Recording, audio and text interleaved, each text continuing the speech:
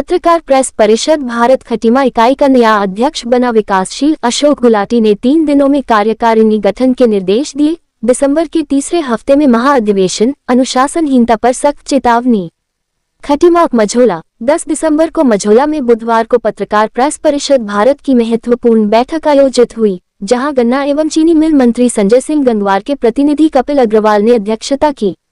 मुख्य अतिथि के रूप में राष्ट्रीय सचिव, उत्तराखंड प्रदेश अध्यक्ष एवं उत्तर प्रदेश प्रभारी अशोक गुलाटी ने शिरकत की। वरिष्ठ पत्रकार गोरखनाथ के संचालन में चली इस बैठक में उपस्थित सभी पत्रकारों ने कपिल अग्रवाल व अशोक गुलाटी का फूल मालाओं से भव्य स्वागत किया। गहन चर्चा के बाद वरिष्ठ पत्रकार विकासशील को खटीमा इकाई का सर्वसहमति से अध्यक्ष नियुक्त किया गया। आपको बता दें कि हाल ही में शीर्ष नेतृत्व ने अनुशासनहीनता के आरोप में पूर्व अध्यक्ष अशोक सरकार को पद से हटाकर इकाई भंग कर दी थी। इसी क्रम में नई नियुक्ति की गई। अशोक गुलाटी ने 3 दिनों में कार्यकारिणी गठन पूरा करने के निर्देश दिए और कहा कि अनुशासनहीनता किसी भी कीमत पर बर्दाश्त नहीं होगी। पूर्व अध्यक्ष के खिलाफ लगातार शिकायतें मिलने पर कार्रवाई की गई। बैठक में पत्रकारों की समस्याओं, उत्पीड़न, हित संरक्षण व चुनौतियों पर विस्तार से विचार विमर्श हुआ।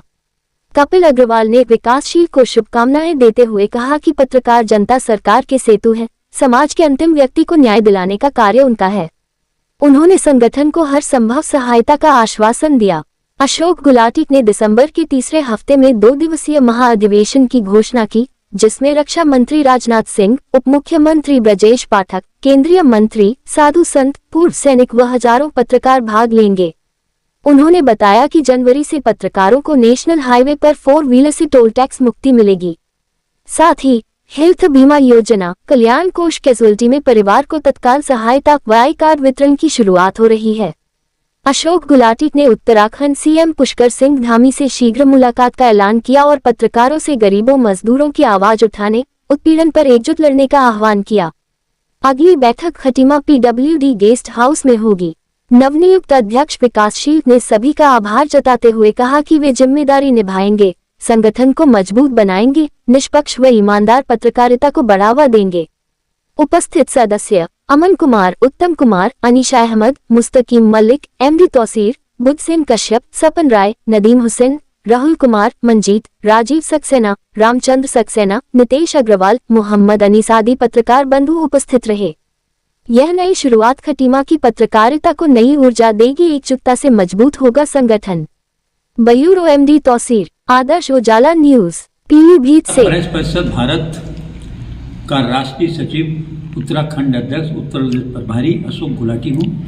आज बहुत ही शानदार जो है, आज हमारे सर्वसम्मति से खटीमा के जो नए अध्यक्ष हैं वो जो है आज नवनीत प्रणाम विकासशील जी को आज जो है सर्वसम्मति से इनको विकासशील जी को चुना गया है और उनसे कहा गया है कि आप 3 दिन के अंदर कार्यकारिणी बनाकर जो है आप प्रस्तुत करें और 1 सप्ताह के भीतर आप सभी के जो है आई कार्ड बनने हैं, क्योंकि इस माह के तीसरे हफ्ता में महाधिवेशन होने जा रहा है बुलंदशहर या नोएडा में। अभी तारीख तय हो जाएगी। उसमें रक्षा मंत्री राजनाथ सिंह जी, उत्तर प्रदेश के उप मुख्यमंत्री पाठक जी सहित कई केंद्रीय मंत्री, साधु संत और सैनिक, जो पूर्व सैनिक हैं उसमें IAS, IPS, जनरल कमांडर वगैरह सभी वो जो है उसमें सम्मिलित होंगे, जो रिटायर्ड हैं। और 1000 के लगभग 2 दिवसीय जो है इसमें पत्रकार लोग सम्मिलित होंगे।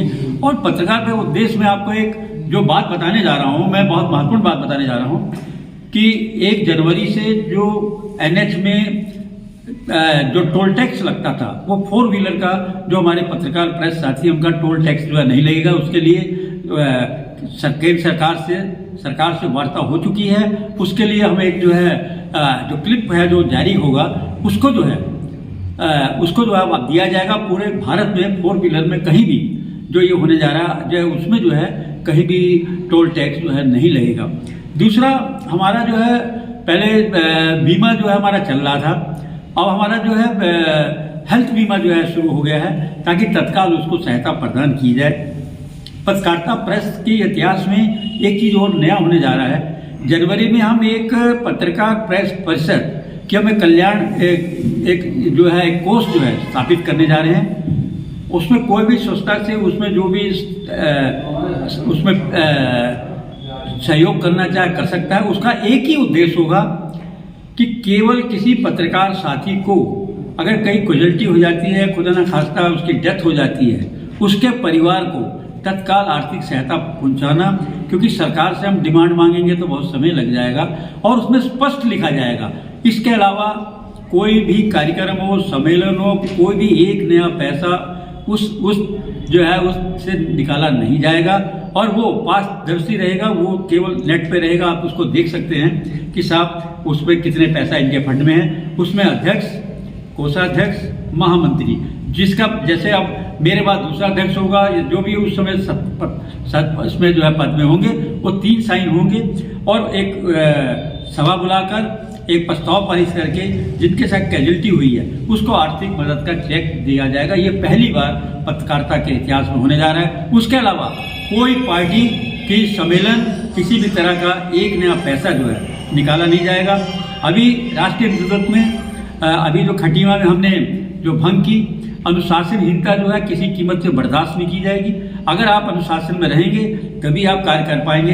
अगर मैं और मेरा कहेंगे वो इस संगठन में नहीं चलेगा। अब बहुत शानदार संगठन चल रहा था विगत 3-4 साल से, मगर ये कि कुछ व्यक्ति जो अपने आप को शंभू समझते थे वो मैं करके करा और मैं करने के बाद जो संगठन की कई उनकी कंप्लेंटें आई, हमने हमारी कमेटी ने गंभीरता से जांच की। जांच के बाद हमने जो है उनको कल जो है सोमवार की देर रात को हमने उनको निकासित कर दिया गया। आज जो सभी पत्रकार जो यहाँ पे एकत्रित हुए और उसमें जो है सर्वसम्मति से आपको जो है खटीमा का जो अध्यक्ष बनाया गया और ये कहा गया कि आप 3 दिन के अंदर आप कमेटी का घोषणा करें और फार्म भर के शीघ्र आई कार्ड आ जाए और नेक्स्ट वीक जो है आप खटीमा में जो है लोक निर्माण विभाग में आप बैठक करेंगे और हर हफ्ते 10 दिन में समीक्षा करिए।